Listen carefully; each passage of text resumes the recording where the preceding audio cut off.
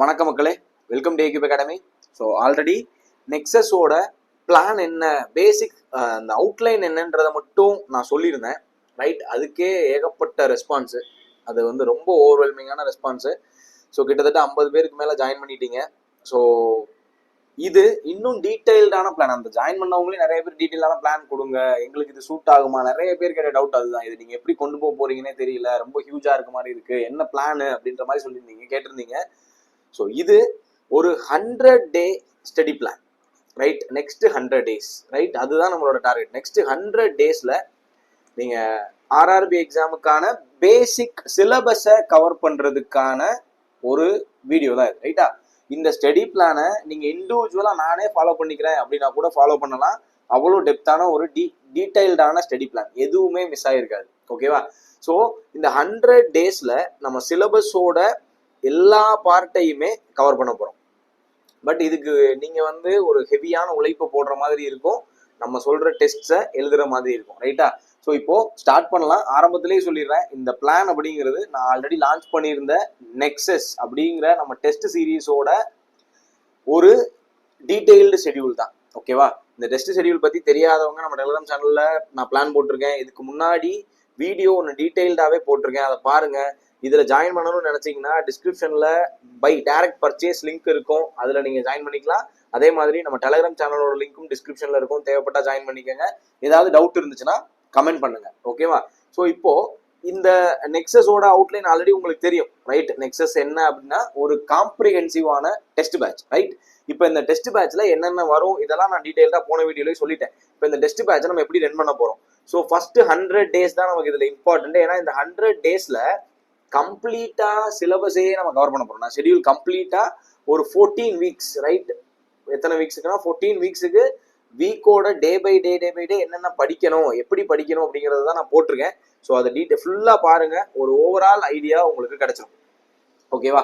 So இந்த 14 weeks, அதாவது 100 டேல நீங்க மினிமம் வந்து நீங்க 300 டெஸ்ட் வந்து எழுதியிருப்பீங்க ஃபார் கம்ப்ளீட் சிலபஸ்.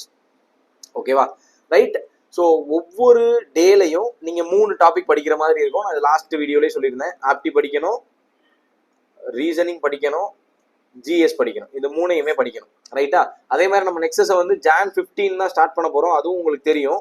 ரைட், இன்னும் வந்து 2 வீக்ஸ் இருக்கு. ஏன் இந்த ஷெடியூலை முன்னாடியே கொடுக்குறேன் அப்படின்னா, நீங்க இதுக்கு தயாராகணும் இல்லையா? நீங்க ஆல்ரெடி படிச்சதை ரிவைஸ் பண்றதுக்கோ அல்லது புதுசா படிக்கிறதுக்கோ உங்களுக்கு ஒரு 15 நாள் டைம் கிடைக்கும். நானும் அந்த டெஸ்ட்டை லான்ச் பண்றதுக்கு எனக்கும் டைம் தேவை, அதனாலதான் நான் தள்ளி லான்ச் பண்றேன். ரைட், தேவைப்படுறவங்க ஜாயின் பண்ணிக்கோங்க. ஆப்டில ஒரு டாபிக், ரீசனிங்ல ஒரு டாபிக், ஜிஎஸ்ல ஒரு டாபிக். ரைட்டா?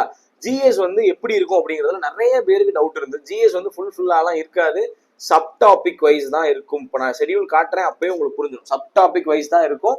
அதே மாதிரி வீக்கெண்டில் இப்போ வந்து நீங்க 5 நாள் படிச்சிட்டீங்க, 1 to day 5 வரைக்கும் படிச்சிட்டீங்க. 6வது 7வது நாள் வந்து மார்க் நீங்க எழுதுவீங்க, ஃபுல் மார்க் நீங்க எழுதுவீங்க. ரைட் சார், சிலபஸே கம்ப்ளீட் பண்ணிருக்க மாட்டாமே, அப்புறம் எப்படி மார்க் எழுதுறது? சிலபஸ் படிச்சுட்டு தான் நம்ம ஃபுல் டெஸ்ட்டுக்கு போனோம் அப்படின்னா நம்மளால போகவே முடியாது. ஸோ மார்க் வந்து நீங்க ரெகுலரா எழுதி பழகணும். ரைட்டா? இதுல நீங்க பயப்படவே தேவையில்லை. இந்த மார்க்குக்கு கண்டிப்பா வீடியோ எக்ஸ்பிளனேஷன்ஸ் வந்து நான் கொடுக்குறேன். ரைட்டா? வீடியோ எக்ஸ்பிளனேஷன்ஸ் வந்து இருக்கும். ஸோ உங்களுக்கு அது ரொம்ப ரொம்ப ஹெல்ப்ஃபுல்லா இருக்கும். நீங்க ஃபுல்லா உங்களுக்கு தெரியலனா கூட அந்த எக்ஸ்பிளனேஷன்ஸை நீங்க கேட்கும்போது பார்க்கும்போது இவங்ககிட்ட ஒரு ஓவரால் ஐடியா உங்களுக்கு கிடைச்சிடும். அதே மாதிரி அந்த மார்க்கை நீங்க எழுதுனாதான் உங்களோட அக்யூரசி என்ன, உங்களோட ஸ்பீட் என்ன, எவ்வளோ டைம் ஆகுது, அட்டன் பண்ண முடியுதா முடியலையா, பேப்பரை கம்ப்ளீட் பண்ண முடியுதா, இதெல்லாம் உங்களுக்கு தெரியும்.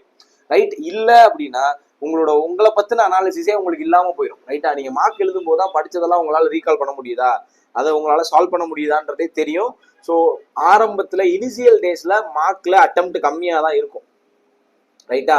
நம்மளோட ப்ராக்ரஸ் நமக்கு தெரியும், அட்டெம்ப்ட் கம்மியா தான் இருக்கும். ஆஃப்டர் 100 டே 100 நாள் முடிச்சதுக்கு அப்புறம் நீங்க அதே மார்க் எழுதுங்க, உங்களோட அட்டெம்ப்ட் இன்க்ரீஸ் ஆயிருக்கும், அக்யூரசி இன்க்ரீஸ் ஆயிருக்கும், மார்க்ஸ் இன்க்ரீஸ் ஆயிருக்கும். இந்த ப்ராக்ரஷன் நடக்குதா இல்லையான்றதை நீங்க ரியலாவே பார்க்கலாம். ரைட், நம்ம சொல்றதை ரெகுலரா ஃபாலோ பண்ணி படிச்சா மட்டுமே போதுமானது. ஓகேவா? இப்போ இந்த ஷெடியூல் சொல்றதுக்கு முன்னாடியே சில விஷயங்கள் நான் முன்னாடி சொல்லிடுறேன். நீங்க ஆப்டி ரீசனிங்ல உங்களுக்கு பேசிக்ஸ் ஆல்ரெடி தெரியும். ரைட், பேசிக்ஸ்னா இப்போ சிம்பிளிஃபிகேஷன் அப்படின்னா எனக்கு அப்ரோச் பண்றதுக்கு தெரியும். ரீசனிங்ல வந்து இப்போ சிலாஜிசம் அப்படின்னா எனக்கு அட்டன் பண்ண தெரியும் அப்படின்னு இருந்தீங்கன்னா நீங்க டைரக்டா இதுக்குள்ள போயிடலாம். ஓகேவா? நீங்க டைரக்டா டெஸ்ட் டே 1ல இருந்து ஆரம்பிக்கலாம். இல்ல எனக்கு பேசிக்ஸே தெரியாது, நான் ரொம்ப ரொம்ப ஃப்ரெஷர், நான் வந்து 0ல இருக்கேன், எனக்கு ஆப்டிடியூடா என்னன்னே தெரியாது, ரீசனிங்னா என்ன தெரியாது அப்படின்னு நீங்க இருந்தீங்கன்னா you need to learn basics of ஆப்டி அண்ட் ரீசனிங் ஃபர்ஸ்ட். அது ரொம்ப முக்கியம். நீங்க ஆப்டிடியூட் ரீசனிங்கோட பேசிக் படிக்காம இதுக்குள்ள வந்தீங்கன்னா ரொம்ப டஃபா ஃபீல் பண்ண ஆரம்பிச்சிருவீங்க. அது வேணாம். ரைட்டா? உங்களுக்கு ஒருவேளை ஆப்டிடியூட் ரீசனிங்கோட பேசிக்கே எனக்கு தெரியாது சார், நான் அதை படிக்கணும்னு நினைக்கிறேன்னா இதுக்கும் என்கிட்ட ஒரு தனி கோர்ஸ் இருக்கு, தேவைப்பட்டா ஜாயின் பண்ணிக்கோங்க. இல்ல நானா லேர்ன் பண்ணிக்கிறேன்னா நீங்க எப்படினாலும் லேர்ன் பண்ணதுக்கு அப்புறம் இந்த டெஸ்ட்டுக்குள்ள வந்தீங்கன்னா அது உங்களுக்கு நல்லது. ஓகே, நீங்க ஒரு ஃப்ளோல போக முடியும். இல்லைன்னா ரொம்ப ஸ்ட்ரக் ஆயிருவீங்க. ஓகேவா? ரொம்ப ஸ்ட்ரக் ஆயிருவீங்க. ஸோ ஆப்டி ரீசனிங்க ஓரளவுக்கு, அதாவது கம்ப்ளீட்டா கவர் பண்ண முடியாது, அதை ஃபர்ஸ்ட் மைண்ட்ல ஏத்திக்கங்க. சிலபஸை மொத்தமா படிச்சுட்டு தான் நான் டெஸ்ட் போட்டு பார்ப்பேன், அல்லது பரீட்சைக்கு போவேன் நீங்க நினைச்சீங்கன்னா உங்களால அது முடியவே முடியாது. சிலபஸை கம்ப்ளீட் பண்ண நீங்க டெஸ்ட்டுக்குள்ள வரலாம். நீங்க ஆப்டி ரீசனிங்கோட பேசிக்ஸ் அப்படின்னா என்ன சொல்றேன்னா, இப்போ ஒரு 15 டாபிக் இருக்கு அப்படின்னா அந்த 15 டாபிக்கோட அட்டி மட்டும் பேஸ் மட்டும். இப்போ டைம் அண்ட் ஒர்க் இப்படிதான் அப்ரோச் பண்ணணும், ப்ராஃபிட் அண்ட் லாஸ் இப்படிதான் அப்ரோச் பண்ணணும், இதுதான் டைப்ஸ்ன்ற ஒரு பேசிக் ஐடியா இருந்தாலே இட் இஸ் எனஃப். ரைட்? இல்ல எனக்கு சுத்தமாவே இல்லை அப்படின்னா மட்டும் நீங்க ஆப்டி ரீசனிங் படிச்சுட்டு இந்த டெஸ்ட்டுக்குள்ள வாங்க. நீங்க எங்க வேணா படிங்க. ரைட்? அகைன் இந்த டெஸ்ட்டுமே நீங்க என்கிட்ட சேருங்க அப்படிங்கிறதுக்காக கிடையாது, ஒரு ஓவர் வியூ வச்சுக்கோங்க. அதுதான் நான் ஆரம்பத்திலே சொன்னேன், நீங்க ஓனா கூட இந்த ஷெடியூலை பேஸ் பண்ணி படிச்சு டெஸ்ட் எழுதி பாருங்க. ரைட்? பட் இந்த ஷெடியூலோட ஸ்டிக்கா இருக்கிறது அப்படிங்கிறது உங்களோட நாலேஜ, உங்களோட அந்த சப்ஜெக்ட் பத்தின ஒரு ஐடியாவையாவது கிரியேட் பண்ணும். நான் சொல்றது என்னன்னா, நீங்க 100% ரெடி ஆயிருவீங்க அப்படி கிடையாது. ரைட்? அகைன் 100% அப்படிங்கிறது யாருனாலையும் முடியாது, என்னாலையும் முடியாது. ரைட்? 100% இல்லாம தான் நானும் பரிச்சை கிளியர் பண்ணிருக்கேன். எல்லாரும் அப்படிதான் கிளியர் பண்றாங்க. But you need a idea, ஒரு பேஸ் அவுட்லைன் ஒன்று வேணும். அந்த அவுட்லைனே இல்லாம நிறைய பேர் இருக்கும் இல்லையா, அந்த அவுட்லைனே எக்ஸாம் கிளியர் பண்றதுக்கு போதுமானது. நீங்க டெப்தா போய் படிக்கிறது. இது யூபிஎஸ்சி சிவில் சர்வீஸ் கிடையாது. யூபிஎஸ்சி சிவில் சர்வீஸ் தான் உங்களுக்கு ஒய்டர் நாலேஜ் வேணும், நீங்க எல்லாத்தையும் தெரிஞ்சுக்கணும், உங்களுக்கு ப்ராசஸ் பண்ண தெரியணும். இங்க அதெல்லாம் கிடையாது. உங்களால அந்த டைம்ல செய்ய முடியுதா, அவ்வளவுதான். ஃபேக்ட், பேசிக் ப்ராக்டிஸ் இது இருந்தாலே போதும். அதனாலதான் அந்த அவுட்லைனை கிரியேட் பண்றதுக்கான ப்ராசஸ் தான் இது. அதை நல்லா புரிஞ்சுக்கோங்க. ரைட்? ஷெடியூல் ஒரு வீக்கா நான் எக்ஸ்பிளைன் பண்றேன். ரைட்? எப்படி இருக்க போகுது, இதுதான் ஃபர்ஸ்ட் வீக்கோட base structure. Right? Again the schedule ஒரு டென்டேட்டிவான ஷெடியூல் தான், subject to changes. Maybe change ஆகலாம். ரைட்டா? மேக்ஸிமம் சேஞ்சஸ் இருக்காது. நான் என்ன ரொம்ப ஒர்க் பண்ணி தான் அதை போட்டிருக்கேன். ஏன்னா இதுபடிதான் நானும் டெஸ்ட்டுக்கான கொஸ்டின்ஸை ப்ரிப்பேர் பண்ணணும். ஓகேவா? ஸோ இதுபடிதான் நீங்க படிக்க போறீங்க. ரைட்? இப்போ ஆப்டிடியூட், ரீசனிங், ஜிஎஸ். ஆப்டிடியூட் 30ல இருந்து 35 கேள்வி இருக்கும். ஓகே, ரீசனிங் அகைன் 30ல இருந்து 35 கேள்வி இருக்கும். ஜிஎஸ் 40ல இருந்து 50 கேள்வி இருக்கும். ரைட்? இது ஏன் ஃபிக்ஸ் பண்ணல அப்படின்னா, depends on the topic, number of questions vary ஆகலாம். இப்போ உதாரணத்துக்கு நான் பாலிட்டியில ஹிஸ்டாரிக்கல் பேக்ரவுண்டும் மேக்கிங் ஆஃப் கான்ஸ்டிடியூஷனும் என்னால 50 கேள்வி எடுக்க முடியுமா அப்படின்னா it is tough, quite tough. But 50 எடுக்கலாம். ஸோ என்னால முடிஞ்ச அளவு நான் 40 கொடுத்துருவேன். மினிமம் 40 இருக்கும். ஏன் மினிமம் 40னா, நீங்க என்டிபிசி சிபிடி 1 எழுதுறீங்கன்னா ஜிஎஸ்ல 40 கேள்வி இருக்கும், ஆப்டி ரீசனிங்ல 30 கேள்வி இருக்கும், சிபிடி 2 எழுதுறீங்கன்னா 35 50 இருக்கும். ஸோ என்னால 35 கொடுக்க முடிஞ்சதுல நான் 35 போட்டுருவேன், 30 கொடுக்க முடிஞ்சதுல 30 கொடுத்துருவேன். ரைட்? இப்போ நீங்க ஃபர்ஸ்ட் டே என்ன பண்ண போறீங்கன்னா, நம்பர் சிஸ்டம், அனாலஜி, ஹிஸ்டரியில ப்ரீ ஹிஸ்டரியும் இண்டஸ் வேலி சிவிலைசேஷனும், இந்த ஜிஎஸ் டாபிக்ஸ் நீங்க படிக்க போறீங்க. ஆப்டி ரீசனிங் இந்த டாபிக்ஸை நீங்க ரிவைஸ் பண்ண போறீங்க. Again source is yours. நீங்க எந்த சோர்ஸ்ல வேணா படிங்க. நான் என்னோடது தான் ஃபாலோ பண்ணணுன்றதுக்காக இந்த வீடியோ போடல. பட் உங்களுக்கு தேவைப்பட்டுச்சுன்னா மட்டும் ஃபாலோ பண்ணுங்கன்றதான் பாயிண்ட். ஓகேவா? ஏன்னா நீங்க இந்த ஷெடியூல் காமன் டு ஆல் தான், எல்லாருமே இதை ஃபாலோ பண்ணலாம். இப்ப இந்த நம்பர் சிஸ்டம் நான் எங்க ப்ராக்டிஸ் பண்றது அல்லது எங்க படிக்கிறது? உங்களுக்கு பேசிக் ஆல்ரெடி தெரியும் அப்படின்னா ஏதாவது ஒரு ப்ராக்டிஸ் மெட்டீரியல்ல நீங்க ப்ராக்டிஸ் பண்ணலாம். ரைட்? அதே மாதிரிதான் அனாலஜியும்.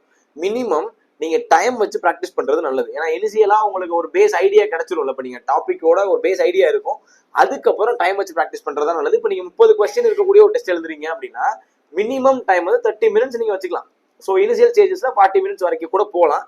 ஆனா நீங்க அதை சுருக்கி 20க்கு கொண்டு வர ட்ரை பண்ணணும். ஒரு சிங்கிள் டாபிக்கா எழுதும் போது இட் இஸ் டஃப். ஓகே, 40ல இருந்து 45 நிமிஷம் போகலாம். ஆனா மிக்ஸ்டா போகும்போது 30 மினிட்ஸ் அல்லது 25 to 30 மினிட்ஸ்ல நீங்க முடிக்க ட்ரை பண்ணணும் எல்லா கொஸ்டின்ஸையுமே.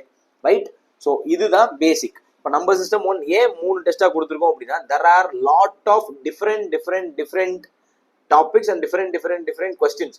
அதனாலதான் 3ஆவது பிரிச்சிருக்கோம். அதே மாதிரி தான் அனாலஜி 2, கிளாசிபிகேஷன் 3. ஏன்னா கிளாசிபிகேஷன்லேயே நிறைய டைப் ஆஃப் கிளாசிபிகேஷன்ஸ் இருக்கு. நம்பர்ஸ் வச்சிருக்கு, ஆல்பபெட்ஸ் வச்சிருக்கு, இங்கிலீஷோட சினானிம்ஸ், ஆண்டனிம்ஸ், மீனிங்ஸ் அதெல்லாம் வச்சிருக்கு. ஸோ இதனாலதான் இந்த மாதிரி நம்ம ஸ்பிளிட் பண்ணிருப்போம். இதோட ஓவரால் ஷெடியூல் நம்ம டெலகிராம் சேனல் இருக்கு. ஓகேவா? இப்போ இந்த வீடியோ முடிஞ்சதும் நீங்க இந்த வீக்லி பிளான் நான் டெலகிராம் சேனல்ல போட்டுறேன், பாத்துக்கங்க. ஓகேவா? அதே மாதிரி ஜென்ரல் ஸ்டடீஸ் நீங்க போகும்போது you can touch all the GS topics in week. History படிச்சிருப்பீங்க, பாலிட்டி படிச்சிருப்பீங்க, ஜியோகிராஃபி படிச்சிருப்பீங்க, எக்கனாமி படிச்சிருப்பீங்க, பிசிக்ஸ் படிச்சிருப்பீங்க. அதாவது சயின்ஸ் படிச்சிருப்பீங்க. இந்த 5 தான் மேஜர், ரைட்? உங்களுக்கு தெரியும் இல்லையா, 5 தான் மேஜர். இந்த 5லயும் ஒரு டாபிக்கோ அல்லது 2 டாபிக்கோ நீங்க கவர் பண்ணிருப்பீங்க. Okay, right. இப்போ இதை எங்க படிக்கிறது? நான் முன்னாடியே ஜெனரல் ஸ்டடிஸ் ப்ரிப்பரேஷன் ஸ்ட்ராட்டஜினே ஒரு வீடியோ போட்டிருக்கேன், பார்க்காதவங்க அதை பாருங்க. நான் தனியா படிக்கிறேன்னு சொல்றவங்க, இல்ல நான் இந்த நெக்ஸஸ் தான் ஃபாலோ பண்ண போறேன் அப்படின்னா உங்களுக்கான ஸ்டடி மெட்டீரியல்ஸ் கொடுக்கப்படும், ரைட்? ஸ்டடி மெட்டீரியல்ஸ் கொடுக்கப்படும். அந்த ஸ்டடி மெட்டீரியல்ஸை மட்டும் நீங்க படிச்சாலே போதுமானது, ரைட்டா? அதை படிச்சுட்டு இந்த டெஸ்ட்டை நீங்க எழுதுனீங்கனாலே போதுமானது. அகைன் இப்போ சார் நான் படிச்சுட்டேன், ஆனா டெஸ்ட்ல இருந்து கேள்வி கம்மியா தானே சார் வந்திருக்கு, அப்ப நான் படிக்கலையா? அப்படி அர்த்தம் கிடையாது. இங்க டெஸ்ட்ல கேட்கிற கொஸ்டின்ஸ் எல்லாமே, இப்ப நான் இந்த டெஸ்ட் சொல்றேன் இல்லையா, இந்த டெஸ்ட்ல கேட்கிற கொஸ்டின்ஸ் எல்லாமே ப்ரீவியஸ் இயர் கொஸ்டின்ஸ் மட்டும் தான். முன்னாடியே நான் சொல்லியிருக்கேன், ரைட்? ப்ரீவியஸ் இயர் கொஸ்டின் மட்டும் தான். அப்போ நம்ம அந்த கொஸ்டின்ல இருந்து லேர்ன் பண்றதுக்கும் கண்டென்ட் இருக்கு. நீங்க மெட்டீரியலா பேசிக்கா ஒரு சிலதை நீங்க கவர் பண்ணிக்கிறீங்க, படிச்சிடுறீங்க, அதுல இருந்து கேள்வி வரும். அதை தாண்டி வரக்கூடிய கேள்விகள் எல்லாம் நீங்க கொஸ்டின்ல இருந்து லேர்ன் பண்ணிக்கணும், அதுதான் முக்கியம். இப்போ நான் இங்க ப்ரீ ஹிஸ்டரியும் ஐபிசியும் இங்க படிக்கிறேன். இண்டஸ் வேலி ஐபிசினா இண்டஸ் வேலி சிவிலைசேஷன், சிந்து சமவெளி நாகரிகம். இதை நான் படிக்கிறேன்னா நான் ஒரு மெட்டீரியல் படிச்சிருப்பேன், அங்க இருந்து ஒரு பேஸ் நாலேஜ் கிடைச்சிருக்கும். இதுல இருந்து ஒரு டெஸ்ட் நான் எழுதுறேன், இப்ப 40 கேள்வி எழுதுறேன். நான் படிச்சதுல இருந்து 25ல இருந்து 30 கேள்வி வந்திருக்கும், கண்டிப்பா வந்திருக்கும், அதை தாண்டியே போகாது. ஆனா மீதி ஒரு 10ல இருந்து 15 கேள்வி எனக்கு தெரியாது இருக்கும். இந்த 15ல இருந்து நான் லேர்ன் பண்ணிக்கணும். அப்படி லேர்ன் பண்ணா மட்டும்தான் அந்த டாபிக்கை நான் கம்ப்ளீட்டா கவர் பண்ணதான் அர்த்தமாகும், ரைட்? இதுதான் பேஸ் பிளான். இப்படிதான் நம்ம பண்ண போறோம். இதே தான் ஆப்டிடியூட் ரீசனிங்கும் பொருந்தும். நீங்க படிச்சுட்டீங்க, ஆனா உங்களால கம்ப்ளீட்டா 100% மார்க் எடுக்க முடியலன்னு நீங்க கவலைப்பட தேவையில்லை, ரைட்? ரிமைனிங்ஸை லேர்ன் பண்ணிக்கங்க. அதை ஒரு நோட்டு போட்டு எழுதுங்க. நான் ஆரம்பத்திலேயே சொல்லியிருக்கேன்ல, உங்களுக்கு தெரியலையா, அதை நோட்டு போட்டு எழுதுங்க. எழுதுனதை படிச்சுட்டு அடுத்த டெஸ்ட்டுக்கு போங்க, ரைட்? இது மார்க்குக்கு நீங்க கம்பல்சரியா பண்ணணும். அதே மாதிரி நீங்க வீக்கெண்ட், அதாவது 6th day you will write full mark 1, right? Starting with ALP தான் நம்ம ஸ்டார்ட் பண்றோம். 7th டே வந்து ரிவிஷன் டே, ஓகேவா? 7th டே ரிவிஷன் டே. அந்த ரிவிஷன் டே வந்து எதுக்காகனா, நீங்க ஏதாவது படிக்காம விட்டுருந்தாலோ, டெஸ்ட் அட்டன் பண்ணாம விட்டுருந்தாலோ அதெல்லாம் அட்டன் பண்ணிட்டு தென் ரிமைனிங் இருக்கக்கூடியதெல்லாம் ஒரு தடவை ரீகால் பண்ணி நிப்பாட்டி வச்சுக்கோங்க உங்க மனசுல. இதுதான் ஒரு வீக்கோட கம்ப்ளீட் பிளான். இது அப்படியே டாபிக்கா வீக் 2, வீக் 3, வீக் 4ன்னு கண்டினியூ ஆகிட்டே இருக்கும், சரியா? ஸோ நான் கொடுக்க போற மெட்டீரியல் நான் சொன்னேன் இல்லையா, அது பைலிங்குவல் மெட்டீரியல் தான். அதே மாதிரி டெஸ்ட்ல இருக்கிற எல்லா கொஸ்டினும் பைலிங்குவல் கொஸ்டின் தான். அதே மாதிரி கொடுக்க போற எல்லா பிஒய்க்யூஸுமே SSC, RRB, recent TCS exams தான், பழசு கிடையாது. 2019, 18 எடுத்துட்டு வரல. அதனாலதான் இங்க நான் மென்ஷன் பண்ணியிருக்கேன், மார்க்ல ஏஎல்பி 2024ன்னு போட்டது காரணம் அதுதான். இப்ப நடந்த எக்ஸாம்ஸ் தான், 2024 to 25 நடந்ததோட கொஸ்டின்ஸ் தான். ஸோ நீங்க எழுதுறது எல்லாமே கரண்டா ஆர்ஆர்பி எப்படி கேட்டுட்டு இருக்காங்களோ, எஸ்எஸ்சியில எப்படி கேட்டுட்டு இருக்காங்களோ அந்த கேள்விகளை தான், ஓகேவா? ரைட். இது வீக் 1க்கான ஒரு சின்ன சாம்பிள், ரைட்? வீக் 2 அதே தான் அப்படியே கண்டினியூ ஆகுது இல்லையா? Simplification, HCF, LCM, ratio proportion. இதுல coding, decoding, blood relation, puzzle. ஜிஎஸ்ல again history, polity, geography, economy, chemistry. அங்க பிசிக்ஸ் நீங்க படிச்சிருப்பீங்க, பிசிக்ஸ்ல ஒரு 2 டாபிக் படிச்சிருப்பீங்க. இப்ப கெமிஸ்ட்ரி படிப்பீங்க. வீக் 3ல நீங்க பயாலஜி படிப்பீங்க, right? You can see that, right? Biology படிப்பீங்க. ஏன் இப்படி பண்றோம்னா, அகைன் இப்ப என்னால இந்த 5 நாளுமே ஹிஸ்டரி போட முடியும், பாலிட்டி போட முடியும். பட் அது உங்களுக்கு ஒரு ஓவரால் ஐடியாவை, ஓவரால் பிக்சரை கிரியேட் பண்ணாது, ரைட்? நம்ம ஒரு இலையில சாப்பிட்றோம் அப்படின்னா we need a sweet, salt, அப்புறம் காரம் இருக்கணும், துவர்ப்பு எல்லாமே இருக்கணும் இல்லையா? அது மாதிரி இருந்தாதான் படிக்கிறதும் கொஞ்சம் என்கேஜிங்கா இருக்கும். நீங்க ஒரே இதை படிக்க ஆரம்பிச்சிட்டீங்கன்னா உங்களுக்கு ஒரு மாதிரி டயர்டா ஃபீல் ஆக ஆரம்பிக்கும். அதே மாதிரி இன்னொரு பயம் கிரியேட் ஆகும். நம்ம என்ன ஹிஸ்டரியா படிச்சுட்டே இருக்கோம், பாலிட்டி படிக்கலையோ, ஜியோகிராஃபி படிக்கலையோ, நம்ம என்ன ஜியோகிராஃபியா படிச்சுட்டு இருக்கோம், சயின்ஸ் படிக்கலையோ, என்ன சயின்ஸா படிச்சுட்டு இருக்கோம், ஹிஸ்டரி படிக்கலையோ அப்படின்னு ஒரு தாட் கிரியேட் ஆகக்கூடாது. நீங்க எல்லா ஆத்துலையும் டச் வச்சுட்டே இருக்கணும்.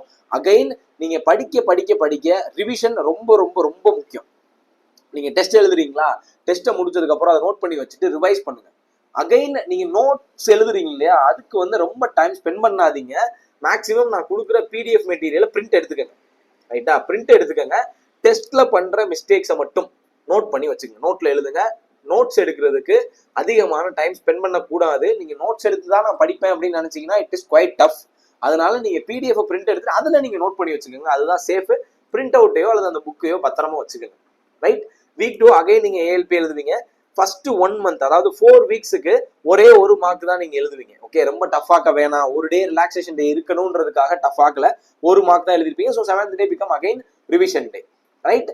Again third week again we repeat and we continue, right? Again ஒரு ஃபுல் மார்க். ஏன் ஏஎல்பி எழுதுறோம்னா, என்னோட அசம்ஷன் படி செக்ஷன் கண்ட்ரோலுக்கு அவங்க வந்து டேட்டு கொடுத்துட்டாங்க. அடுத்து அவங்க வந்து இந்த ஆர்டர்ல தான் போவாங்க. ஏஎல்பி நடத்துவாங்க, டெக்னீஷியன் நடத்துவாங்க, தென் வந்து என்டிபிசி ஸ்டார்ட் ஆகும். இதுதான் ஆர்ஆர்பியோட ஃப்ளோவாகவே இருக்கு. ஏன்னா நோட்டிஃபிகேஷன் அப்படிதான் ரிலீஸ் ஆச்சு. இப்போ எக்ஸாம்ஸும் அப்படிதான் நடக்கும். அதனாலதான் நீங்க ஏஎல்பி எழுதுறீங்க. அடுத்து ஒரு 5th வீக்ல இருந்து போகும்போது நீங்க டெக்னீஷியனோட மார்க்கையும் எழுதிக்கிட்டே வருவீங்க.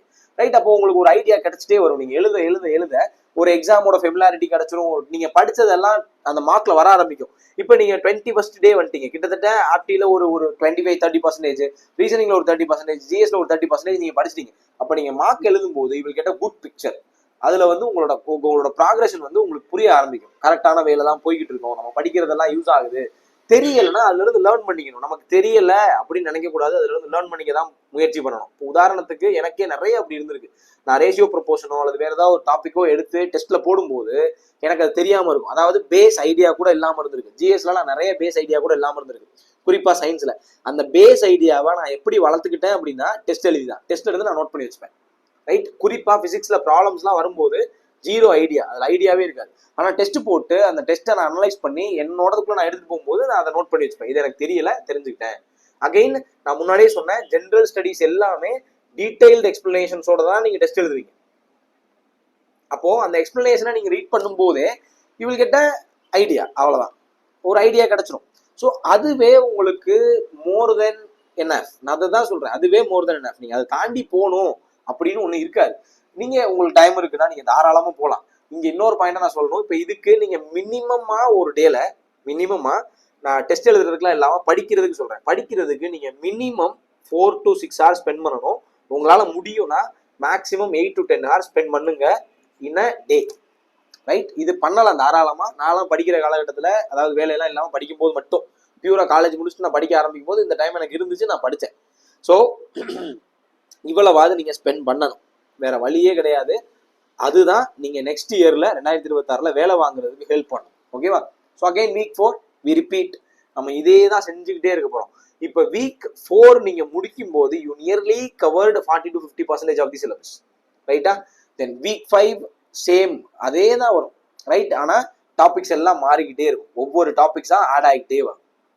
இங்க வந்து எந்த ஒரு சிங்கிள் ஆஸ்பெக்டும், எந்த ஒரு சிங்கிள் டாபிக்கும் மிஸ் ஆயிருக்காது, எந்த ஒரு சிங்கிள் கான்செப்டும் மிஸ் ஆயிருக்காது. நான் முன்னாடி சொன்ன மாதிரி வீக் 4ல இருந்து வீக் 4 வரைக்கும் நீங்க 1 மார்க் எழுதுவீங்க. வீக் 5ல இருந்து you will get 2 marks. Full mark one on ALP, full mark on technician grade 1 and grade 3. ஸோ இது அடுத்தடுத்து வரும். இப்போ ஒரு கட்டத்துல ஃபுல் மார்க் ஏஎல்பியோட கொஸ்டின்ஸ் டெக்னீஷியன் முடிஞ்சிருச்சுன்னா ஆர்பிஎஃப் ஸ்டார்ட் ஆக ஆரம்பிக்கும். ஆர்பிஎஃப் முடிய என்டிபிசி ஸ்டார்ட் ஆக ஆரம்பிக்கும். எல்லா பிஒய்க்யூஸும் வந்துகிட்டே இருக்கும். ஓகே? எதுவுமே நிக்காது. இப்போ இன்னொன்னு சொல்றேன், இப்போ எஸ்ஐசிஐ வந்து 3 டெஸ்ட் நீங்க எழுதுறீங்க இல்லையா, இதுல விட்டு போன மாடல்னு ஒன்று இருக்கவே இருக்காது. எல்லா மாடலுமே இதுல கவர் ஆயிருக்கும். எந்த கொஸ்டினும் சிமிலரா இருக்கலாம், அதாவது ஒரே மாதிரி கேள்விகள் இருக்கலாம், ஆனா எந்த ஒரு மாடல் விட்டு போயிருக்காது. புதுசா ஒரு மாடல் அப்படின்னு ஒண்ணு நீங்க பாக்குறதுக்கான வாய்ப்பு மிக மிக மிக குறைவு. ரைட்? ரொம்ப ரேரா தான் நீங்க அப்படி பாப்பீங்க. ரைட்? இன்னொன்னு நான் சொல்லணும்னு நினைச்சேன், இப்போ வீக் 4 அப்படின்னா 1 month நம்ம கம்ப்ளீட் பண்ணிருக்கோம், அப்படிதானே அர்த்தம்? 1 month நம்ம கம்ப்ளீட் பண்ணிருக்கோம். இப்போ வீக் 5 ஸ்டார்ட் ஆகும் போது அந்த 1 மாசத்துல படிச்ச ஆப்டிடியூட் நீங்க ரிவைஸ் பண்ணி ஒரு டெஸ்ட் எழுதுவீங்க, ரீசனிங் ரிவைஸ் பண்ணி டெஸ்ட் எழுதுவீங்க. அப்படி 2 ரிவிஷன் டெஸ்ட் நம்ம கொடுக்குறோம். எதுக்காகனா அதுல டச் விட்டு போயிடக்கூடாது அப்படிங்கிறதுக்காக தான். ரைட்? அந்த டச் நம்ம விட்டுறக்கூடாது, அது நமக்கு வேணும்ல. அதை முடிச்சுட்டு then we get into topic again. இது ஒரு ஃப்ளோ. இதே மாதிரி அடுத்து நீங்க பாத்தீங்கன்னா வீக் 8 முடிஞ்சதுக்கு அப்புறம், இந்த டாபிக் எல்லாம் முடிஞ்சதுக்கு அப்புறம் இடையிலேயே வந்து இன்னொரு ரிவிஷன் டெஸ்ட் ஆட் ஆகும் வீக் 11. ரைட்? 2 மாசம் முடிஞ்சதுக்கு அப்புறம், கிட்டத்தட்ட 2வது மாசம் முடிஞ்சு ஒரு 2 வாரம் 3 வாரத்துக்கு அப்புறம் you will see one thing. Right? என்ன அப்படின்னா ஆப்டிடியூட் ரிவிஷன் நம்ம ஸ்டார்ட் பண்றோம். 2 டாபிக் மட்டும்தான், நம்பர் சிஸ்டமும் சிம்பிளிஃபிகேஷன் மட்டும்தான். இங்க நீங்க அகைன் கவனிங்க, ரீசனிங்ல நான் அப்படி கொடுத்துருக்க மாட்டேன். ஏன்னா ரீசனிங்ல அவ்வளவு திரும்ப அந்த டாபிக் ரிவைஸ் பண்ண வேண்டிய அவசியம் நமக்கு இருக்காது. ஏன்னா அது ரொம்ப பேசிக்கான ஒரு டாபிக். அதனால அது ஃபுல் சிலபஸா மாறிடும். இன் வீக் 8, அதாவது வீக் 8னா 2 மாசம் முடிஞ்சதுக்கு அப்புறமே ரீசனிங்கோட full syllabus revision test start ஆயிரும். சாரி, கொஞ்சம் இடையில இன்டரப்ஷன் இருக்கும், மன்னிச்சுக்கோங்க. இப்போ ரீசனிங் வந்து ஃபுல் சிலபஸ் ரிவிஷன் ஸ்டார்ட் ஆயிரும். எல்லாமே ஃபுல் சிலபஸ் ரிவிஷன் தான். கண்டினியூஸா நீங்க ரிவிஷன் டெஸ்ட் தான் எழுத போறீங்க. ஆனா ஆப்டிடியூட் அப்படி கிடையாது. ஏன்னா அது கொஞ்சம் ஹியூஜான ஏரியா. அதனால ஃபர்ஸ்ட் டாபிக் வைஸ் ரிவிஷன் நம்ம போறோம். ஆப்டிடியூட் அடுத்த ரிவிஷன்ல HCF, ratio proportion, mixture and alligation. Aptitude ரிவிஷன்ல பெர்சன்டேஜ், ஆவரேஜ், ஏஜஸ். இப்போ ஆப்டிடியூட் ரிவிஷன் டாபிக் வைஸ் போறது காரணம் என்னன்னா இன்னும் ஃபெமிலாரிட்டி நமக்கு அதிகமாகணும் அப்படிங்கிறதுக்காக தான். இன்னும் நமக்கு ஃபெமிலாரிட்டி அதிகமானாதான் நமக்கு வந்து ஒரு ஆப்டில ஒரு நல்ல கான்ஃபிடன்ஸ் கிடைக்கும். சரியா? இப்போ ஆப்டிடியூடோட டாபிக் வைஸ் ரிவிஷன் வரிசையா எல்லாமே போயிட்டே இருக்கும். Right, then we get in to aptitude full revision test, full syllabus இங்கே ஆரம்பிக்குது வீக் 13ல. அதாவது லாஸ்ட் 2 வீக்ஸ் வந்து நீங்க full revision aptitude, full revision reasoning, full revision GS நீங்க எழுதுவீங்க. ரைட், இங்க வரும்போது ஜெனரல் ஸ்டடிஸும் ஃபுல் ரிவிஷன் ஆயிடும். வீக் 14 அப்படிங்கிறது, அதாவது நீங்க வீக் 13 வந்து வீக் 13 அப்படின்னா கிட்டத்தட்ட ஒரு 90 நாள், 90 டே. இதுலயே நீங்க சிலபஸை கம்ப்ளீட்டா கவர் பண்ணியிருப்பீங்க. ஓகே, கம்ப்ளீட்டா கவர் பண்ணியிருப்பீங்க, எந்த இதுவுமே விட்டு போயிருக்காது. ரைட், இப்போ நீங்க கொஸ்டின் கேட்கலாம், சார் சிஏ நான் என்ன பண்றது, சிஏவே அதில் நீங்க ஆடே பண்ணலையே. நான் முன்னாடி போன வீடியோல சொன்னேன், சிஏ வந்து வீக்லி ஒரு வீடியோ நீங்க கண்டிப்பா பார்ப்பீங்க. ஓகே, ஒரு வீடியோ வீக்லி கரண்ட் அஃபேர் உங்களுக்கு வந்துடும் ஜான் ஃபர்ஸ்ட் வீக்ல இருந்து. ரைட்டா, வீக்லி கரண்ட் அஃபேர்ஸ் நீங்க பார்க்க ஆரம்பிப்பீங்க, வீக்லி மெட்டீரியல் நீங்க படிக்க ஆரம்பிப்பீங்க. அதை ரிவைஸ் பண்ணிக்கிட்டே இருக்கு, அதை நல்லா ரிவைஸ் பண்ணுங்க. நான் முன்னாடியே சொன்னேன், அதுக்கு நான் குவிஸும், அதாவது அதுக்கு ஒரு டெஸ்ட்டும் நான் தரேன் அப்படின்னு சொல்லியிருந்தேன். நான் அந்த வீடியோல சொல்லியிருந்தேன் இல்லையா, அது கண்டினியூ ஆகும். அதனால கரண்ட் அஃபேர்ஸை பத்தி நீங்க கவலைப்பட தேவையில்லை. அதே மாதிரி கம்ப்யூட்டர் இதுல நீங்க கொடுக்கல இல்லை சார் அப்படின்னு நீங்க கேட்டீங்கன்னா, கம்ப்யூட்டர் ஃபுல்லாவே தனியா, அதாவது வீக் 14 வரைக்கும் நீங்க பேஸை ஃபர்ஸ்ட் கவர் பண்ணணும். இந்த பேஸே இல்லாம நீங்க கம்ப்யூட்டர் படிக்கிறதுலாம் தேவையில்லாது. ரைட், இது முடிச்சதுக்கு அப்புறம் வி ஃபோக்கஸ் ஆன் விட்டு போனது எல்லாம் பண்ணலாம். இதுல எனக்கு தெரிஞ்சு விட்டு போனது கம்ப்யூட்டர் மட்டும்தான். ஏன் அதை இனிஷியல் ஸ்டேஜஸ்ல கொடுக்கலன்னா, இனிஷியல் ஸ்டேஜஸ்ல நீங்க நிறைய படிக்க வேண்டியது இருக்கு. அப்புறம் ஸ்டாட்டிக் சிக்கே கொடுக்கலையே சார் அப்படின்னு நீங்க கேட்கலாம். ரைட், இது எல்லாம் ஆஃப்டர் யூ கம்ப்ளீட் வீக் 14, இந்த 100 நாளை நீங்க முடிச்சதுக்கு அப்புறம் தான் ரிமைனிங்ஸ் எல்லாம். அடுத்து நீங்க போகும்போது அது எப்படி இருக்கும்னா, அதாவது வீக் 15ல இருந்து வீக் 15 நான் ஷெட்யூல் போடல, ஏன்னா நீங்க எழுத போறதுனா ஃபுல் மார்க் தான். நான் ரஃபா சொல்றேன், வீக் 14 நீங்க முடிச்சிடுறீங்க. ரைட், வீக் 14ல aptitude, reasoning, history, polity, geography, economic, சயின்ஸோட ஃபுல் சிலபஸ் கம்ப்ளீட் பண்ணிடுறீங்க. ரைட், இதுக்குள்ளேயே என்விரான்மெண்ட் கவர் ஆகும், எக்காலஜி கவர் ஆயிரும் இதுலயே. ரைட், அதனால தனியா சொல்லல. இப்போ வீக் 15ல இருந்து நீங்க என்ன பண்ணுவீங்கன்னா, ஒரு ஃபுல் மார்க் எழுதுவீங்க. ரைட், ஃபுல் மார்க் எழுதுவீங்க. ஸ்டாட்டிக் ஜிகேக்கு ஒரு டெஸ்ட் எழுதுவீங்க. என்ன, இப்போ ஸ்டாட்டிக் ஜிகேனா உதாரணத்துக்கு ஸ்டாட்டிக் ஜிகே ஸ்போர்ட்ஸ், மினிமம் ஒரு 2ல இருந்து 3 டெஸ்ட், டிபெண்ட்ஸ் ஆன் தி டாபிக்கோட டெப்த். 2ல இருந்து 3 டெஸ்ட் நீங்க எழுதுவீங்க. டெஸ்ட் மட்டும் தான் எழுதுவீங்க, ஏன்னா இது நம்ம ஃபிக்ஸ் பண்ண முடியாது இல்லையா. எங்க இருந்து பேசிக் ஒரு மெட்டீரியல் இருக்கும், இந்த டெஸ்ட்டை நீங்க எழுதி இந்த டெஸ்ட்ல இருந்து லேர்ன் பண்ணிக்க போறீங்க. ரைட், இதே மாதிரி ஆல்டர்னேட். அப்போ ஃபர்ஸ்ட் டே ஸ்டாட்டிஸ்டிக் எழுதுனீங்க, செகண்ட் டே வந்து கம்ப்யூட்டர் அவேர்னஸ் எழுதுவீங்க. அவ்வளவுதான், நீங்க டெஸ்ட் எழுதி லேர்ன் பண்ணிக்க போறீங்க, முடிஞ்சது. ஏன்னா இப்போ ஆர்ஆர்பி வந்து ஒரு ஸ்டாட்டிக்கான கம்ப்யூட்டர் அவேர்னஸ் எல்லாம் கேட்கறது இல்லை, அப்ளிகேஷன் ஓரியன்டா கேட்க ஆரம்பிச்சிட்டாங்க. ஷார்ட்கட் கீ என்ன, இந்த பர்டிகுலர் ஃபங்க்ஷனோட யூசேஜ் என்ன, இது பண்ணா என்ன நடக்கும், இப்போ நீங்க கண்ட்ரோல் ஆல்ட் டெலீட் அமுக்குனா அது என்ன ஆகும், வெறும் டெலீட்டை மட்டும் அமுக்குனா என்ன ஆகும், இதெல்லாம் கேட்கறாங்க. ரைட், அப்போ இந்த பேசிக் யூசேஜை நீங்க தெரிஞ்சுக்கணும். அதனால நீங்க இப்ப இருந்தே பேசிக்கா யூஸ் பண்ணி பழகுங்க, கம்ப்யூட்டரோட பேசிக் யூசேஜை கத்துக்கங்க. ஒருவேளை இல்லைன்னா நம்ம டெஸ்ட் எழுதி கத்துக்கலாம். ஓகேவா, நம்ம கத்துக்க தான் போறோம். அதனால இந்த 100 டேல நீங்க எந்த ஒரு டாபிக்கையும் மிஸ் பண்ணிருக்க மாட்டீங்க. You will get a good strong knowledge. அவ்வளவுதான். ரைட், நானுமே கொஸ்டின் செக்ரிகேஷனுக்கான ப்ராசஸ் எல்லாம் போய்கிட்டு இருக்கு. நீங்க நான் ஒரு இமேஜ் உங்களுக்கு டெலிகிராம் சேனல்ல போட்டு வந்திருப்பேன், பார்த்துருப்பீங்க. ஸோ அது ஒரு பெரிய ஹெக்டிக்கான ப்ராசஸாக தான் இருக்கு. ஒவ்வொரு டாப்பிக்கும் செக்ரிகேட் பண்றது அப்படிங்கிறது ரொம்ப கஷ்டமான ப்ராசஸா இருக்கு. ரைட், ஸோ அதனாலதான் இந்த 15 நாள், நான் 15ஆம் தேதி ஜனவரி 15 ஸ்டார்ட் பண்றதுக்கான காரணமும் அதுதான். இன்னொரு மெயினான ரீசன் என்னன்னா, பொங்கல் முடிஞ்சிருச்சுன்னா உங்களுக்கு ஒரு ஃபெஸ்டிவல்னே ஒண்ணு கிடையாது ஒரு 3 மாசத்துக்கு. இப்போ நம்ம ஜனவரி 1 ஸ்டார்ட் பண்ணியிருந்திருக்கலாம், இதை நான் முன்னாடியே பண்ணியிருந்திருக்கலாம். ஜனவரி 1 ஸ்டார்ட் பண்ணா இடையில ஒரு பொங்கல்னு ஒரு 4 நாள் அடி வாங்கிடும். ஒரு ஃபெஸ்டிவல் வந்தாலே நம்மளுக்கு ஒரு பிரேக் விழுகதான் செய்யும். இப்போ நீங்க ஜனவரி 15க்கு அப்புறம் நீங்க யோசிச்சீங்கன்னா, there is no huge festival, பெரிய ஃபெஸ்டிவல்ஸ்னு எதுவுமே இல்லை. ஒரு 3 மாசத்துக்குள்ள ஓவராலா நம்ம கம்ப்ளீட் பண்ணிடலாம். ரைட், தை 1ல இருந்து சித்திரை 1 வரைக்கும். ஓகேவா, இதுதான் அப்ராக்சிமேட் டைம் லைனு, ஜனவரி 15ல இருந்து ஏப்ரல் 15 வரைக்கும். ஸோ இதுக்கான டெஸ்ட்ஸ் எல்லாமே வீக்லி ஷெடியூல் கொடுத்துட்டு அந்த ஷெடியூல் படி அப்லோட் ஆகிட்டே வரும். நீங்கள் அந்த அப்லோட் ஆனதை டெய்லி எழுதி பார்க்கலாம். மெட்டீரியல், ஜென்ரல் ஸ்டடீஸ் மெட்டீரியல், இப்போ நான் இதில் இன்னொன்று முன்னாடி சொல்லியிருந்தேன், நெக்ஸஸ்ல வந்து ஜிஎஸ்க்கு வீடியோ கிளாஸஸ் வந்து இன்க்ளூடட் நான் சொல்லியிருந்தேன். ரைட், அதுவுமே உங்களுக்கு தெரியும். ஸோ அந்த வீடியோ கிளாஸஸ்ல ஆல்ரெடி ஹிஸ்ட்ரி, பாலிட்டி, எக்கனாமி வந்து ஆல்ரெடி அப்லோடட், அதில் ரெக்கார்டடாக இருக்குது, நீங்கள் படிச்சுக்கலாம். அதே மாதிரி மெட்டீரியல்ஸ் வந்து வித்தின் ஒரு அந்த டெஸ்ட் ஸ்டார்ட் பண்ணுறதுக்குள்ளேயே கம்ப்ளீட் மெட்டீரியல்ஸை நான் அதில் அப்லோட் பண்ண ட்ரை பண்ணுறேன். கம்ப்ளீட்னா எல்லா மெட்டீரியல்ஸுமே. Right, including GS, science, history, polity, economy, geography, இந்த 5க்குமே ஒரு மாதத்துக்கு அல்லது 2 மாதத்துக்காவது நான் அப்லோட் பண்ண ட்ரை பண்ணுறேன். கண்டிப்பாக அப்லோட் பண்ண ட்ரை பண்ணுறேன். அதையும் பிரிண்ட் அவுட் எடுத்து நீங்கள் படிங்க, சைட் பை சைட் படிச்சுட்டே வந்துருங்க. சிம்பிளி என்சிஆர்டி சீரிஸ் யூடியூப்ல கண்டினியூ ஆகிட்டே தான் இருக்கும், அதில் எந்த சேஞ்சுமே கிடையாது.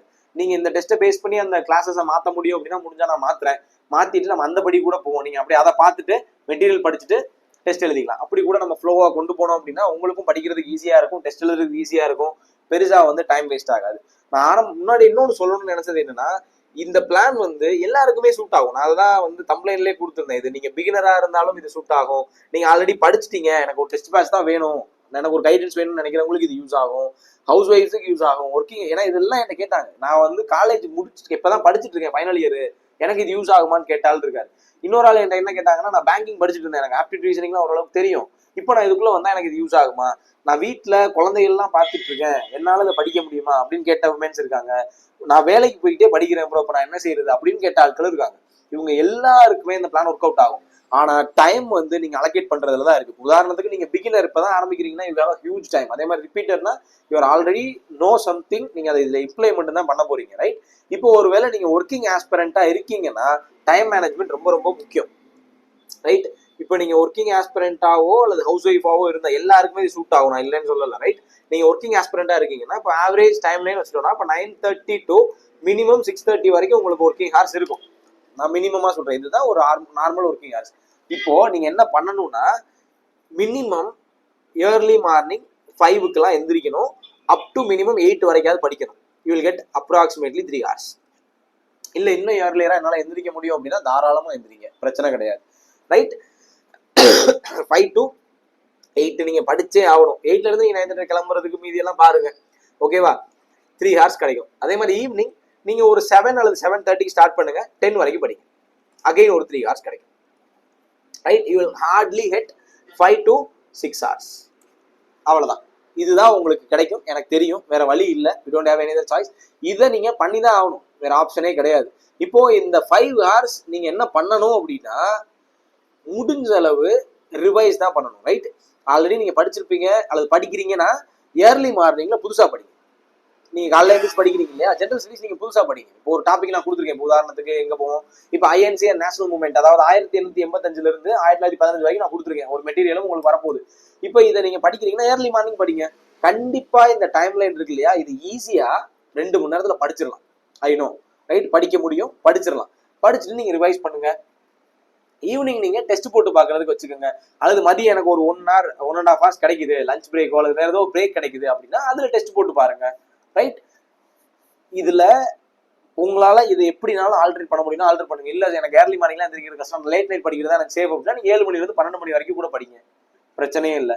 இல்ல நைட் என்னால படிக்க முடியாதுன்னா ஏர்லி மார்னிங் நீங்க எந்திரிங்க, ஆனா மினிமம் 5 to 6 hours படிங்க. இது வந்து வீக் டேஸ்ல. வீக்கெண்ட்ல நீங்க கம்ப்ளீட்டா வீக்கெண்டை யூஸ் பண்ணணும், வேற ஆப்ஷனே கிடையாது. கம்ப்ளீட்டா வீக்கெண்ட் எப்படி யூஸ் பண்ணணும்னா, நீங்க வீக்கெண்ட்ல 2 நாளுமே 10 hours படிக்கணும், வேற வழியே கிடையாது. அப்பதான் நீங்க ரெகுலரா படிக்கிறவங்களோட காம்படேட்டே பண்ண முடியும். நீங்க ஹவுஸ் ஒய்ஃபா இருக்கீங்கன்னா சேம் சிக்கல் தான் உங்களுக்கும். உங்களால காலையில படிக்க முடியாது, ஏன்னா அது ஹெக்டிக்கா இருக்கும். நீங்க அதுக்கப்புறம் இந்த 9:30க்கு அப்புறம் அல்லது 10க்கு அப்புறம் பசங்க எல்லாம் ஸ்கூலுக்கு போனதுக்கு அப்புறம் நீங்க படிக்க ட்ரை பண்ணுங்க, ரைட்? ஸோ இதுல டைமை ஆல்டர் பண்ணிக்கிறது உங்க கையில தான் இருக்கு, ஓகேவா? நீங்க தான் இதை அடாப்ட் ஆகிக்கணும், வேற வழி இல்லை. உங்களுக்கு ஹவுஸ் ஒய்ஃப் வீக்கெண்டும் கிடையாது, உங்களுக்கு எல்லா நாளும் ஒரே நாள் தான். ஸோ அப்படி இருக்கிற சுச்சுவேஷன்ல நீங்க என்ன பண்ணலாம்னா, உங்களுக்கு கிடைக்கிற டைம்ல எல்லாம் படிங்க, ஓகே? கிடைக்கிற டைம்ல எல்லாம் படிங்க. ஒரு 4 மணி நேரத்துல இருந்து நீங்க 6 மணி நேரம் படிச்சீங்கன்னா that is more then enough, right? அவ்வளவுதான். இதை பண்ணிட்டு டெஸ்ட் போட்டு பார்த்தாலே போதுமானதுதான். இதுவே கண்டிப்பா எக்ஸாம் கிளியர் பண்றதுக்கு இது எனஃப், அது எனக்கு தெரியும், இது நான் பண்ணியிருக்கேன், அதனாலதான் நான் சொல்றேன் இதெல்லாம் பண்ண முடியும், ரைட்? இப்ப நான் கொடுத்துருக்கிற பெர் டே சிலபஸ் அப்படிங்கிறது ஒரு ஒரு பேஸ் தான், இது ஈஸியா பண்ணக்கூடியது, ஓகேவா? ஈஸியா பண்ணக்கூடியது. நீங்க விசுவல் ரீசனிங்னு ஒன்று கொடுத்துருக்கேன், இதை நீங்க படிக்கவே தேவையில்லை, கேரக்டர் டெஸ்டே எழுதலாம். நீங்க அப்படிதான் ஆல்டர் பண்ணிக்கணும், ரைட்? இப்ப நிறைய டாபிக்ஸ் நீங்க படிக்கணும்னு அவசியமே இருக்கு. இப்போ வேர்டு பில்டிங்ன்றதை நீங்க படிக்கவே தேவையில்லை, அது நீங்க பார்த்தாலே ஆன்சர் பண்ணிடலாம், அப்படிதான் இருக்கும். மிரர் இமேஜுக்கு படிக்கிறதுக்கு ஒன்றும் கிடையாது, இமேஜ் ரிலேட்டடா வர்றதுக்கு நீங்க படிக்கிறதுக்குன்னு ஒண்ணுமே கிடையாது, ரைட்? ஆனா அப்போ நீங்க இப்படி இதுல ரீசனிங்ல படிக்கிறதுக்கு எதுவுமே இல்லாத போது அந்த டைமை நீங்க ஆப்டிடியூடுக்கும் ஜெனரல் ஸ்டடீஸ்க்கும் பிரிச்சு கொடுங்க. இப்ப ஆப்டில ஒரு டாபிக் நீங்க ஸ்ட்ராங்கா இருப்பீங்க, உதாரணத்துக்கு டைம் ஸ்பீட் அண்ட் டிஸ்டன்ஸ் எனக்கு தெரியுது, நல்லா தெரியும் எனக்கு அப்படின்னா you can go to general studies, அந்த டைமை ஜெனரல் ஸ்டடீஸ் நீங்க ஷிஃப்ட் பண்ணுங்க. இப்படி உங்களுக்குள்ள ஆல்டர் பண்ணிக்கங்க, ரைட்டா? இந்த ஷெட்யூல் வந்து உங்களுக்கு ஏத்த மாதிரி நீங்க அடாப்ட் ஆகி தகவல் வச்சுக்கோங்க, உங்களுக்கு ஏத்த மாதிரி மாத்திக்கங்க, ரைட்? ஸோ இதுதான் நெக்ஸ்ட் 100 டேஸுக்கான நெக்ஸஸோட பிளான், ரைட்? இந்த பிளான் பிடிஎஃப் வெர்ஷனா நம்ம டெலிகிராம் சேனல்ல போட்டுறேன், ரைட்டா? நெக்ஸஸ்ல டெஸ்ட் சீரீஸ்ல, இந்த டெஸ்ட் சீரீஸ்ல யாராவது ஜாயின் பண்ணணும்னு நினைச்சீங்கன்னா டிஸ்கிரிப்ஷன்ல லிங்க் இருக்கும், பர்ச்சேஸ் பண்ற லிங்க் இருக்கும், பர்ச்சேஸ் பண்ணிக்கோங்க. படிங்க. ரைட், நெக்ஸஸை பற்றி இன்னும் ஃபர்தர் டீட்டெயில் வேணும்னா இதுக்கு முன்னாடி ஒரு வீடியோ போட்டிருப்பேன், அதையும் பாருங்க. ரைட், வேற ஏதாவது டவுட் இருந்துச்சுன்னா அகைன் டிஸ்கிரிப்ஷன்ல என்னோட பர்சனல் டெலகிராம் ஐடியே இருக்கும், அதுக்கு நீங்க டெக்ஸ்ட் பண்ணுங்க, டவுட்டை நான் கிளாரிஃபை பண்றேன். இன்னும் வேற ஏதாவது கமெண்ட் இருந்துச்சுன்னா கமெண்ட் போடுங்க. ரைட்டா, டவுட் இருந்துச்சுன்னா கமெண்ட் பண்ணுங்க. நம்ம நெக்ஸ்ட் வீடியோல மீட் பண்ணுவோம். சிம்பிளி என்சிஆர்டி சீரிஸோட நெக்ஸ்ட் வீடியோ வந்து மண்டே ஆர் டியூஸ்டேல கண்டிப்பா வந்துடும். ஓகேவா? ஸோ கீப் வாட்சிங், keep supporting, all the best, thank you.